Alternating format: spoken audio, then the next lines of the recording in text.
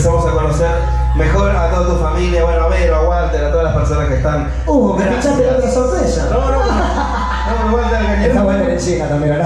No, es Walter Pocho Calderón. Walter Gamarra.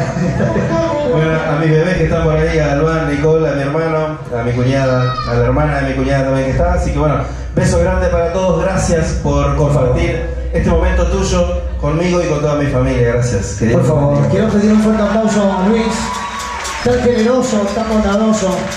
En la semana nos hemos juntado a cenar en casa. Una gran persona.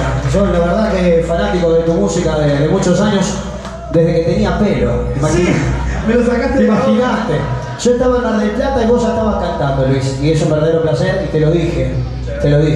La verdad que quedo como un cholulo, pero es la verdad, porque ustedes saben, yo como siempre digo, de esta vida no nos vamos a llevar nada, solo lo vivido y compartido.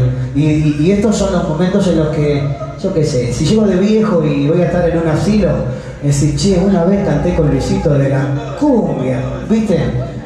A mí me pasa también con todos, con Walter, con Antonio, con Daniel Agostini, y la verdad que compartir escenario con ellos también, yo lo miraba a ellos, como te pasaba a vos conmigo, me pasaba a mí con ellos, yo le digo, pero no soy tan viejo. Pero bueno, muchísimos años nos venís alegrando y la verdad que es un verdadero placer y te agradezco tu gran generosidad y humildad de acercarte hasta acá junto a toda tu familia. Así que quiero renovar ese aplauso para Luis. Luisito de la cumbia, querido. Que dentro de muy poco, si Dios quiere, va a estar acá por la zona, siempre está en la fiesta retro. Y vamos a estar compartiendo algo juntos también, ¿eh? Muchísimas gracias, Luis. Ese. ¿Qué? Sí. Luisito. Yo mientras. Vení, que voy a hacer una foto foto. acá, ¿viste? Acá con. Por favor. ¿Qué? Por favor, la foto. Haceme lindo, Gracias, Luis. Otra. Gracias, Luisito querido. Muchas gracias. Porque te amo, estoy aquí. Porque a tu lado me siento feliz. Con otra mujer me he sentido. Porque te amo, estoy aquí. Porque a tu lado me siento feliz. Y por el amor que me brindas vives en mi corazón. Porque te amo. Una más porque te amo.